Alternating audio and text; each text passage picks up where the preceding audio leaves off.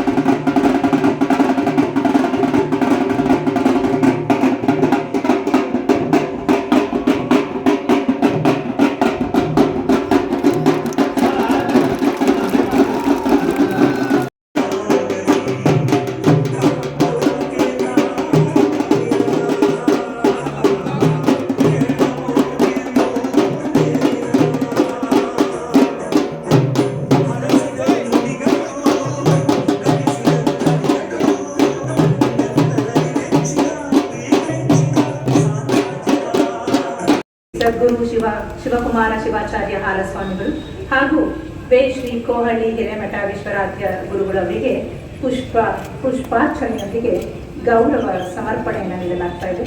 ಕರ್ನಾಟಕ ನಾಡು ರಕ್ಷಣಾ ವೇದಿಕೆಯ ಸಂಸ್ಥಾಪಕ ರಾಜ್ಯಾಧ್ಯಕ್ಷರಾದ ಶ್ರೀ ಪ್ರಸನ್ನಗೌಡರು, ವಿನಯ್ ಕುಮಾರ್ ಹಾಗೂ ವೇದಿಕೆಯ ಎಲ್ಲ ಗಣ್ಯರು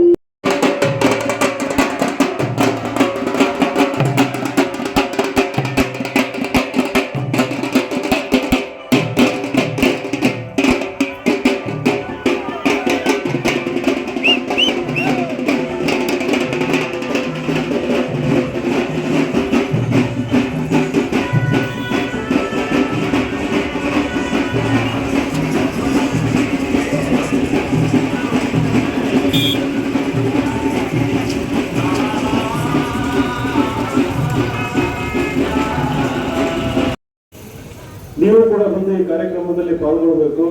ಇನ್ವಿಟೇಷನ್ ಅಲ್ಲಿ ಹೆಸರು ತಪ್ಪೋಗ್ಬಿಟ್ಟಿದೆ, ಆದ್ರೂ ಪರವಾಗಿಲ್ಲ ಬಂದು ಪಾಲ್ಗೊಳ್ಬೇಕಂತ ಬಹಳ ಪ್ರೀತಿಯಿಂದ ಕೇಳ್ಕೊಂಡಿದ್ರು. ನಮ್ಮ ಅಧ್ಯಕ್ಷರು ಶಂಕರ್ ನಾಯಕರು ಹಾಗೆ ಜಗದೀಶ್ ಅವ್ರನ್ನ ಬಂದಿದ್ರು. ಹಾಗಾಗಿ ಮನೆಗೆ ಬಂದು ಪ್ರೀತಿಯಿಂದ ಕರೆದ ಮೇಲೆ ಅದರಲ್ಲಿ ಹೆಸರು ಇರಲಿ ಹಿಂದೆ ಇರಲಿ ಬರ್ಬೇಕಾಗಿರೋ ನಮ್ಮ ಧರ್ಮ. ಹಾಗಾಗಿ ಇವತ್ತು ಬಂದಿದ್ದೀನಿ. ಬಂದಿರೋ ಕಾರಣ ಏನು ಅಂತಂದ್ರೆ ಆಗ್ಲೇ ಬರ್ಬೇಕಾದ್ರೆ ಕೇಳಿಸ್ಕೊಂಡೆ, ಇವತ್ತು ನಮ್ಮ ನಗರನ ಸ್ವಚ್ಛವಾಗಿ ಇಡ್ತಾರಂತ ಪೌರ ಕಾರ್ಮಿಕರು. ಅವರು ಕೇವಲ ನಗರನ ಸ್ವಚ್ಛವಾಗಿ ಇಡ್ತಾ ಇಲ್ಲ, ಅವರು ಈ ನಗರದ ಆತ್ಮಸಾಕ್ಷಿಗಳಿದ್ದಂಗೆ. ಅವರಿಲ್ಲ, ಅವ್ರು 3 ದಿನ ಆಬ್ಸೆಂಟ್ ಆಗ್ಬಿಡ್ಲಿ ಅಥವಾ 1 ವಾರ, ಬೆಂಗಳೂರು ಅಂತ ನಗರದಲ್ಲಿ ಏನಾದ್ರು ಪೌರ ಕಾರ್ಮಿಕರು 1 ವಾರ ರಜೆ ಹಾಕಿದ್ರೆ ಬೆಂಗಳೂರಿನಲ್ಲಿ ಇರೋದೆಲ್ಲ ಬೆಂಗಳೂರು ಖಾಲಿ ಮಾಡ್ಬೇಕಾಗತ್ತೆ. ಅಲ್ಲಿ ಯಾರು ವಾಸ ಮಾಡಕ್ ಆಗಲ್ಲ. ಇವತ್ತು ನಾವು ಯಾರಿಗಾದ್ರೂ ಅತ್ಯಂತ ಹೆಚ್ಚಿನ ಗೌರವ ಕೊಡಬೇಕು, ಇಂಗ್ಲಿಷಲ್ಲಿ ಡಿಗ್ನಿಟಿ ಅಂತ ಹೇಳ್ತೀವಿ. ಯಾರಿಗಾದ್ರೂ ಅತ್ಯಂತ ಹೆಚ್ಚು ಗೌರವ ಕೊಡಬೇಕನ್ನೋದಾದ್ರೆ ಇವತ್ತು ನಮ್ಮ ಪೌರ ಕಾರ್ಮಿಕರಿಗೆ ಹಾಗೂ ನಮ್ಮ ಮನೆ ಕೆಲಸದವ್ರು ಇರ್ಬೋದು, ಯಾರಾದ್ರೂ ಇರ್ಬೋದು, ನಮ್ಮ ಜೀವನ ಬಹಳ ಸುಲಲಿತವಾಗಿ ಬಹಳ ಯಾವುದೇ ಅಡೆತಡೆ ಇಲ್ಲದಂಗೆ ನಡಿಬೇಕು ಅನ್ನೋದಾದ್ರೆ ಇವರಿಲ್ಲದೆ ಇದು ಅಸಾಧ್ಯ ಆಗ್ತದೆ. ಹಾಗಾಗಿ ಈ ಕಾರ್ಯಕ್ರಮನ ಈ ರೀತಿ ಆಲೋಚನೆ ಮಾಡಿ ಮೊದಲನೇ ಬಾರಿಗೆ, ಇದು ಮೊದಲನೇ ವಾರ್ಷಿಕೋತ್ಸವ ಸಂಭ್ರಮ ಮತ್ತು ನೂತನ ಧ್ವಜಸ್ತಂಭ ಉದ್ಘಾಟನಾ ಸಮಾರಂಭ ಹಾಗೂ ನಮ್ಮೆಲ್ಲರ ನೆಚ್ಚಿನ ಡಾಕ್ಟರ್ ಪುನೀತ್ ರಾಜ್ಕುಮಾರ್ ಅವರ ಸಂವಿಧಾನದಲ್ಲಿ ಮಾಡ್ತಿರುವಂತಹ ಒಂದು ಪೌರ ಕಾರ್ಮಿಕರಿಗೆ ಸನ್ಮಾನ. ಇದು ಹೀಗೆ ಮುಂದುವರಿಲಿ, ಯಾವುದೇ ಅಡೆತಡೆ ಇಲ್ಲದೆ ನಾವು ಕೂಡ ನಮ್ಮ ಕೈಲಾದಷ್ಟು ಸಪೋರ್ಟ್ ಈ ರೀತಿ ಕಾರ್ಯಕ್ರಮಗಳಿಗೆ ಮುಂದಿನ ದಿನ ಅಷ್ಟಲ್ಲ, ಮುಂದಿನ ವರ್ಷಗಳಲ್ಲಿ ಅದೆಷ್ಟೇ ವರ್ಷ ಬರಲಿ ಖಂಡಿತವಾಗೂ ಇದ್ದೇ ಇರ್ತದೆ. ನಾವು ನಿಮ್ಮ ಜೊತೆ ಇರ್ತೀವಿ. ನಿಮಗೆ ಗೊತ್ತಿರೋ ಹಾಗೆ ದಾವಣಗೆರೆ MP ಎಲೆಕ್ಷನ್ ಅಲ್ಲಿ ಓಡಾಡಿದೆ, ಯಾರಿಗಾದ್ರೂ ಪರಿಚಯ ಎಲ್ಲ ಮರ್ತೋಗಿದ್ರೆ ಅಂತಂದ್ರೆ ಪಕ್ಷೇತರ ಅಭ್ಯರ್ಥಿಯಾಗಿ ಇಲ್ಲಿ ಸ್ಪರ್ಧೆ ಮಾಡಿದ್ದೆ. ನ್ಯಾಮತಿಗೆ ಬರೋದಕ್ಕಾಗಿರ್ಲಿಲ್ಲ ಆ ಸಂದರ್ಭದಲ್ಲಿ. ಬೇರೆ ಯಾಕಂದ್ರೆ 8 ಕ್ಷೇತ್ರ, ಸುಮಾರು 2000 ಹಳ್ಳಿಗಳು ಎಲ್ಲ ಕಡೆ ಸುತ್ತಾಡಿದ್ದೆ. ಆದ್ರೆ ನ್ಯಾಮತಿಗೆ ಅಷ್ಟೊಂದು ಜಾಸ್ತಿ ಬರೋದಕ್ಕಾಗಿರ್ಲಿಲ್ಲ. ಸುರುವನ್ನೆಲ್ಲ ಒಂದೆರಡು ರ್ಯಾಲಿಗಳು ಮಾಡಿದ್ವಿ. ಹಾಗಾಗಿ ನನ್ನ ಹೆಚ್ಚಿನ ಪರಿಚಯ ಮುಂದಿನ ದಿನಗಳಲ್ಲಿ ನಿಮ್ಗೆ ಇನ್ನೂ ಖಂಡಿತ ಹಾಗೆ ಆಗ್ತದೆ. ನಮ್ಮದೊಂದು IAS ಕೋಚಿಂಗ್ ಸೆಂಟರ್ ಇದೆ. ಇಡೀ ದೇಶದಲ್ಲಿ 3ನೇ ಸ್ಥಾನದಲ್ಲಿರುವಂತಹ IAS ಕೋಚಿಂಗ್ ಸೆಂಟರ್. ಇವತ್ತು ಪೌರ ಕಾರ್ಮಿಕರಿಗೆ ಸನ್ಮಾನ ಆಯ್ತು, ಆದ್ರೆ ನಿಮ್ಮ ಮಕ್ಕಳು ಕೂಡ ಪೌರ ಕಾರ್ಮಿಕರು ಆಗಬಾರ್ದು ಅನ್ನೋದು ನನ್ನ ಅಭಿಲಾಷೆ. ಅವರು IAS IPS ಅಧಿಕಾರಿಗಳು ಆಗ್ಬೇಕು. ನಿಮ್ಮ ಮಕ್ಕಳಿಗೆ ಒಳ್ಳೆ ಶಿಕ್ಷಣ ಸಿಕ್ಕು, ನಿಮ್ಮ ಮಕ್ಕಳು ಕೂಡ ನಿಮ್ಮನ್ನು ಅದರಿಂದ ಮುಕ್ತಿಗೊಳಿಸ್ಬೇಕು. ಅವರು ನಿಮ್ಮ ಈಗ ಆ ಕೆಲಸ ತಪ್ಪಲ್ಲ, ಆದ್ರೆ ಈ ಕೆಲಸದಿಂದ ಮುಕ್ತಿಗೊಳಿಸಿ ಮುಂದೆ ಮಷಿನ್ಸ್ ಎಲ್ಲ ಬರ್ತವೆ, ಇವೆಲ್ಲ ಮೆಕ್ಯಾನಿಕಲ್ ಜಾಬ್ ಅಂತ, ಮುಂದೆ ರೋಬೋಟ್ಸ್ ಅವೆಲ್ಲ ಬಂದು ಈ ಕೆಲಸ ಎಲ್ಲ ಮಾಡಕ್ ಶುರು ಮಾಡ್ತಾರೆ. ಆದ್ರೆ ನಿಮ್ಮ ಮಕ್ಕಳು ಜಿಲ್ಲಾಡಳಿತ, ತಾಲೂಕು ಆಡಳಿತದ ಚುಕ್ಕಾಣಿ ಹಿಡಿಬೇಕು. ನೀವು ಕಣ್ಣಾರೆ ಏನೇನು ಅಭಿವೃದ್ಧಿ ಎಲ್ಲೆಲ್ಲಿ ನೋಡಿರಲ್ಲ ಅಂತ ಅಭಿವೃದ್ಧಿ ತರುವಂತ ಶಕ್ತಿ ನಿಮ್ಮ ಮಕ್ಕಳಿಗೆ ಸಿಗ್ಬೇಕು. ಎಲ್ಲಾ ಬಡವರ ಮಕ್ಕಳಿಗೆ, ಇಲ್ಲಿ ಮಹಿಳೆಯರು ಕೂತಿದ್ದಾರೆ, ಅವ್ರ ತಲೆ ಅಲ್ಲಾಡಿಸ್ತಿದ್ದಾರೆ. ನಿಮ್ಮ ಮಕ್ಕಳು ನಿಮ್ಗೆ ಎಷ್ಟು ಕಷ್ಟ ಅಂತ ನಮ್ಗೆ ಗೊತ್ತು ಅವ್ರನ್ನ ಓದಿಸೋದಕ್ಕೆ. ಇವತ್ತು ಸರ್ಕಾರಿ ಶಾಲೆಗಳ ಸ್ಥಿತಿನೂ ಕೂಡ ಬಹಳ ಕೆಟ್ಟೋಗಿದೆ. ಏನೂ ಇಲ್ಲದೆ ಇರೋದು ಇವತ್ತು ಸರ್ಕಾರಿ ಶಾಲೆಗೆ ಹೋಗುವಂತ ಪರಿಸ್ಥಿತಿ. ಇದು ಕರ್ನಾಟಕ ನಾಡು ರಕ್ಷಣಾ ವೇದಿಕೆ ಆಗಿರೋದ್ರಿಂದ ಒಂದು ಮಾತು, ಕನ್ನಡ ಇವತ್ತು ಸತ್ತು ಹೋಗ್ತಾ ಇರೋದು ಸರ್ಕಾರಿ ಶಾಲೆಗಳು ಸತ್ತು ಹೋಗ್ತಾ ಇರೋದ್ರಿಂದ. ಸರ್ಕಾರಿ ಶಾಲೆಗಳು ಜೀವಂತವಾಗಿದ್ರೆ ಕನ್ನಡ ಭಾಷೆ ಜೀವಂತವಾಗಿರುತ್ತದೆ. ಇವತ್ತು ಕನ್ನಡ ಭಾಷೆ, ಕನ್ನಡ ಸಂಸ್ಕೃತಿ ಎಲ್ಲಾದ್ರೂ ಜೀವಂತವಾಗಿದೆ ಅಂತಂದ್ರೆ ಇವತ್ತು ಸರ್ಕಾರಿ ಶಾಲೆಗಳಲ್ಲಿ. ಆದ್ರೆ ಅಲ್ಲಿ ಓದ್ತಾ ಇರೋ ಮಕ್ಕಳು ಯಾರಪ್ಪ ಅಂತಂದ್ರೆ SC ST ಮಕ್ಕಳು, ಬಹಳ ಕೆಲವು ಬಡವರ ಮಕ್ಕಳಲ್ಲಿ ಓದ್ತಾ ಇರೋದು. ಸರ್ಕಾರಿ ಶಾಲೆಗಳು ಕೂಡ ನಾನು ಓದಿದ್ದು ಜವಾಹರ್ ನವೋದಯ ವಿದ್ಯಾಲಯ ಅಂತಂದು, ಕೇಂದ್ರ ಸರ್ಕಾರ ಇಂಗ್ಲಿಷ್ ಮೀಡಿಯಂ ಸ್ಕೂಲ್ ಅದು. ಕನ್ನಡ ಕಲಿಸಿದ್ರು, ಮತ್ತೆ ಇಂಗ್ಲಿಷ್ ಮೀಡಿಯಂ ಅಂದ್ರೆ ಇಂಗ್ಲಿಷ್ ಕಲಿಯೋದ್ರಲ್ಲಿ ಕನ್ನಡನೂ ಕಲಿಸಿದ್ರು. ಆದ್ರೆ ಅಂತ ಒಳ್ಳೆ ಶಿಕ್ಷಣ ಹಳ್ಳಿ ಶಾಲೆಗಳಿಗೂ ಬರ್ಬೇಕನ್ನೋ ನಮ್ಮ ಉದ್ದೇಶ.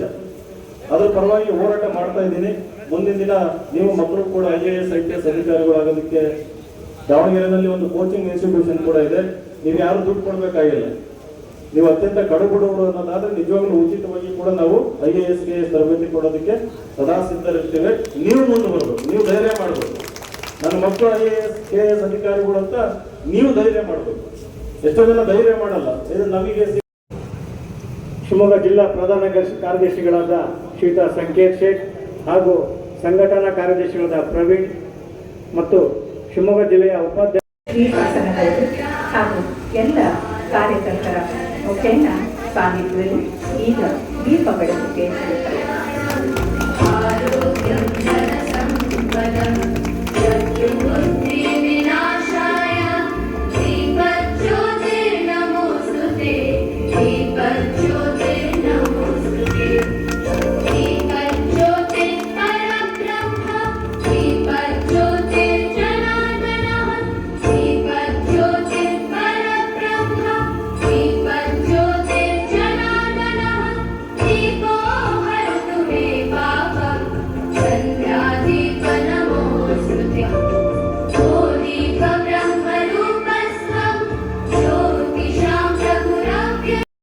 ಈಗ ಈ ವೇದಿಕೆಯಲ್ಲಿ ಶಿವಮೊಗ್ಗ ಜಿಲ್ಲಾಧ್ಯಕ್ಷರಾದ ದಿನೇಶ್ ಅವರಿಂದ ಸಂಘಟನೆಯ ಕುರಿತಾಗಿ ಒಂದೆರಡು ನುಡಿಗಳು.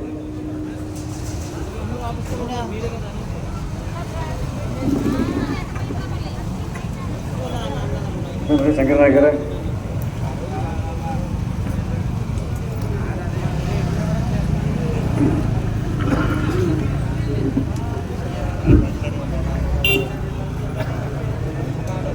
ತಾಯಿ ಭುವನೇಶ್ವರಿಗೆ ಶರಣು ಶರಣು ಎನ್ನುತ್ತಾ ಈ ವೇದಿಕೆಗೆ ಈ ಸಂಘಟನೆಯ ನ್ಯಾಮತಿ 1ನೇ ವರ್ಷ ವಾಸ್ತವಿಕವಾದ ಕಾರ್ಯಕ್ರಮಕ್ಕೆ ಆಗಮಿಸಿದಂತಹ ಶ್ರೀ ಸದ್ಗುರು ಶಿವಕುಮಾರ್ ಶಿವಾಚಾರ್ಯ ಹಾಲುಸ್ವಾಮಿಗಳ ಬ್ರಹ್ಮನ್ ಮಠ ರಾಂಪುರ ಇವರ ಪಾದಕ್ಕೆ ನಮಸ್ಕರಿಸುತ್ತಾ ಹಾಗೂ ಶ್ರೀ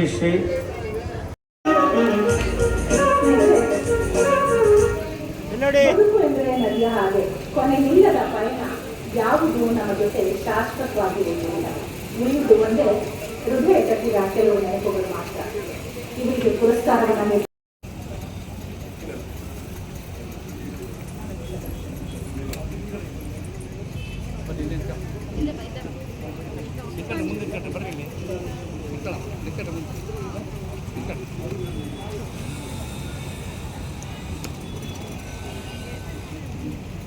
ಎಲ್ಲರಿಗೂ ನಮಸ್ಕಾರ.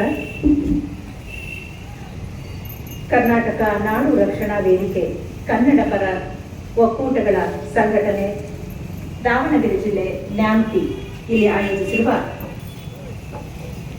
ಸರ್, ಈ ದಿನ ನಮ್ಮ ನ್ಯಾಮತಿ ತಾಲೂಕಿನಲ್ಲಿ ನಿಮ್ಮ ಒಂದು ಕನ್ನಡ ನಾಡು ಕರ್ನಾಟಕ ರಕ್ಷಣಾ ವೇದಿಕೆ ಏನು ಧ್ವಜ ಉದ್ಘಾಟನೆ ಮಾಡಿ ಒಂದು ಈ ಒಂದು ಸಂಘವನ್ನು ನ್ಯಾಮತಿ ತಾಲೂಕಿನಲ್ಲಿ ಮಾಡಿದ್ದೀರಾ. ಹಾಗೆ ಎಷ್ಟರ ಮಟ್ಟಿಗೆ ಈ ಒಂದು ಸಂಘಟನೆಗೆ ನೀವು ಬಲ ತುಂಬ್ತಾ ಇದ್ದೀರಾ ನ್ಯಾಮತಿ ಸರ್? ಕರ್ನಾಟಕ ನಾಡು ರಕ್ಷಣಾ ವೇದಿಕೆ ರಾಜ್ಯಾದ್ಯಂತ ವ್ಯಾಪ್ತಿ ಹೋಗ್ತಾ ಇದೆ. ಈ ಕರ್ನಾಟಕ ನಾಡು ರಕ್ಷಣಾ ವೇದಿಕೆ ಶಿವಮೊಗ್ಗ ಜಿಲ್ಲೆ ಹಾಗೂ ಬೆಂಗಳೂರು ರಾಜ್ಯದಲ್ಲಿ ಆಲ್ರೆಡಿ ಸ್ಥಾಪನೆ ಆಗಿದೆ. ಇವಾಗ ನ್ಯಾಮತಿ ತಾಲೂಕಲ್ಲಿ ತಾಲೂಕು ಅಧ್ಯಕ್ಷರು ನಾವು ಸ್ಥಾಪನೆ ಮಾಡ್ತಾ ಇದ್ದಾರೆ. ಮುಂದಿನ ದಿನಗಳಲ್ಲಿ ದಾವಣಗೆರೆ ಹಾಗೆ ಜಿಲ್ಲಾ ವ್ಯಾಪ್ತಿಯಲ್ಲಿ ಹೋಗ್ತಾ ಇದೆ. ಸೊ ಮುಂದಿನ ದಿನಗಳಲ್ಲಿ ಇದೇ ಥರ ನಾವು 30 ಜಿಲ್ಲೆಯಲ್ಲೂ ಕರ್ನಾಟಕ ನಾಡು ರಕ್ಷಣಾ ವೇದಿಕೆಯನ್ನು ಹಬ್ಬಿಸಲಿಕ್ಕೆ ಪ್ರಯತ್ನ ಪಡ್ತಾ ಇದ್ದೀವಿ. ಹಾಗೆ 7.5 ಕೋಟಿ ಕನ್ನಡಿಗರಿಗೆ ಇದೇ ಥರ ಸಹಾಯ ಸಹಕಾರ ಎಲ್ಲ ಇರಲಿ ಅಂತ ಹೇಳ್ತಾ ಸರ್ ಎಷ್ಟು ವರ್ಷ ಆಯ್ತು ಸರ್ ಇದು ರಾಜ್ಯದಲ್ಲಿ ಸ್ಥಾಪನೆ? 10 ವರ್ಷ ಆಯಿತು. 10 ವರ್ಷ ಆಯಿತು. ಮುಂದಿನ ದಿನಗಳಲ್ಲಿ ಇದೇ ಥರ ಬೆಳೆಸ್ಕೊಂಡು ಹೋಗ್ತಾ ಇದ್ದೀವಿ. ಸರ್ ಮತ್ತೊಂದು, ಈಗ ಮೊನ್ನೆ ಎಲ್ಲ ಒಂದು ಬಂದ್ ಕಾರ್ಯಕ್ರಮ ಹಮ್ಮಿಕೊಂಡಿದ್ರು. ಇದರ ಎಷ್ಟು ಮಟ್ಟಿಗೆ ಅದು ಒಂದು ಸರಿ ಇತ್ತು? ಒಂದು ತಿಂಗಳ ಕಾಲ ನಿತ್ತು ಈ ಥರ ಏನು ಸ್ಟ್ರೈಕನ್ನು ಹಮ್ಮಿಕೊಂಡಿದ್ದು ಎಷ್ಟರ ಮಟ್ಟಿಗೆ ಸರಿ ಇತ್ತಾ ಏನಾಗಿದೆ? ಇಲ್ಲ, ಇದು ಸರಿ ಇದೆ. ಬಟ್ ಆದರೆ ನಾವು ರಾಜ್ಯ ವ್ಯಾಪ್ತಿಯಲ್ಲಿ ಮಾಡಬೇಕಂತ ನಾವು ಪ್ಲಾನಿಂಗ್ ಮಾಡ್ತಾ ಇದ್ದೀವಿ. ಮುಂದಿನ ದಿನಗಳು ನಾವು ಮಾಡ್ತೀವಿ. ಇದು ಯಾಕಂದರೆ ಈಗ ನಮ್ಮ ಬಾರ್ಡ್ರ್ಗಳಲ್ಲಿ ಆಗ್ತಾರಂಥ ಒಂದು ಪ್ರಾಬ್ಲಮ್ಸ್ನ ನಾವು ತಡೆ ಹಿಡಿಬೇಕು. ನಮಗೆ ಕರ್ನಾಟಕದಲ್ಲಿ ತುಂಬ ನಮ್ಮ ಏನು KSRTC ಆಗಿರ್ಬೋದು, ಮಹಾರಾಷ್ಟ್ರಕ್ಕೆ ಹೋಗ್ತಿರೋಂಥ ಗಡಿ ಭಾಗಗಳ ವೆಹಿಕಲ್ಗಳಿಗೆ ತುಂಬ ಹಾನಿ ಮಾಡ್ತಾ ಇರೋದ್ರಿಂದ ಮುಂದಿನ ದಿನಗಳಲ್ಲಿ ನಾವು ಉಗ್ರವಾದ ಹೋರಾಟವನ್ನು ಪ್ರಯತ್ನ ಪಡ್ತಾ ಇದ್ದೀವಿ. ಮತ್ತೊಂದು ಸರ್, ಈಗ ಏನು ನ್ಯಾಮತಿ ತಾಲೂಕಿನಲ್ಲಿ ಒಂದು ಈ ರಕ್ಷಣಾ ನಮ್ಮ ನಾಡು ವೇದಿಕೆಯನ್ನು ಕಟ್ಟೋದ್ರಿಂದ ನಿಮಗೆ ಎಷ್ಟು ಬಲ ತುಂಬಿದಂಗೆ ಆಗುತ್ತೆ? ಎಷ್ಟರ ಮಟ್ಟಿಗೆ ಇಲ್ಲಿ ಕೆಲಸ ನ್ಯಾಮತಿಯಲ್ಲಿ ಏನೇನು ಕಾರ್ಯಕ್ರಮ ಆಗಿದೆ? ಕಾರ್ಯಕ್ರಮ ಆಗಿದೆ? ನ್ಯಾಮತಿಯಲ್ಲಿ ಇದು 1ನೇ ವರ್ಷ ಕಾರ್ಯಕ್ರಮ ಮಾಡ್ತಾ ಇದ್ದಾರೆ. ಇದು ಮುಂದಿನ ದಿನಗಳಲ್ಲಿ ದೊಡ್ಡ ಮಟ್ಟದ ಕಾರ್ಯಕ್ರಮ ಮಾಡ್ತಾರೆ. ಹಾಗೆಯೇ ರಾಜ್ಯದಲ್ಲಿ ಈಗ ಕನ್ನಡಿಗರು ವಲಸೆ ಬಂದಿರೋದ್ರಿಂದ ಕನ್ನಡಿಗರಿಗೆ ಕಮ್ಮಿ ಆದಂಥ ಅವಕಾಶಗಳು ಸಿಗ್ತಾ ಇದೆ. ಆ ಅವಕಾಶಕ್ಕೋಸ್ಕರ ನಾವು ಈ ಹೋರಾಟಗಳನ್ನು ಅಥವಾ ಸಂಘಟನೆ ಸ್ಥಾಪನೆ, ಆಮೇಲೆ ಜಿಲ್ಲಾ ವ್ಯಾಪ್ತಿ ರಾಜ್ಯ ವ್ಯಾಪ್ತಿಯಲ್ಲಿ ಕನ್ನಡ ನಾಡು ನುಡಿ ಭಾಷೆ ಸಂಸ್ಕೃತಿಗೋಸ್ಕರ ಉಳಿಸೋದಕ್ಕೋಸ್ಕರ ಪ್ರಯತ್ನ ಪಡ್ತಾ ಇದ್ದೀವಿ. ಈ ಹೊನ್ನಾಳಿಯನ್ನು ಈಗ ಒಂದು ವೇದಿಕೆ ಹೊನ್ನಾಳಿ ಒಂದು ಇತ್ತು, ಈಗ ಅದನ್ನು ಬಿಟ್ಟು ನ್ಯಾಮತಿಯಲ್ಲಿ ಮಾಡಲಿಕ್ಕೆ ಕಾರಣ? ಇಲ್ಲ, ಪ್ರತಿ ತಾಲೂಕು ಪ್ರತಿ ಜಿಲ್ಲೆಗಳಲ್ಲೂ ನಾವು ಮಾಡಬೇಕನ್ನೋ ಪ್ರಯತ್ನ ಪ್ರತಿ ತಾಲೂಕು ಪ್ರತಿ ಜಿಲ್ಲೆಗಳಲ್ಲಿ ಬೆಳೆಸ್ತಾ ಇದ್ದೀವಿ, ಮಾಡ್ತಾ ಇದ್ದೀವಿ. ಹೊನ್ನಾಳಿಯಲ್ಲಿ ಆಲ್ರೆಡಿ ಇದೆ. ಹೊನ್ನಾಳಿ ಅಥವಾ ನ್ಯಾಮತಿ ಅಂತಲ್ಲ, ಪ್ರತಿ ವರ್ಷ ಕಾರ್ಯಕ್ರಮಗಳು ಮಾಡೋದ್ರಿಂದ ಎಲ್ಲ ಕಡೆ ಕಾರ್ಯಕ್ರಮಗಳು ಮಾಡ್ಕೊಂಡು ಬರ್ತಾ ಇದ್ದೀವಿ. ಸರ್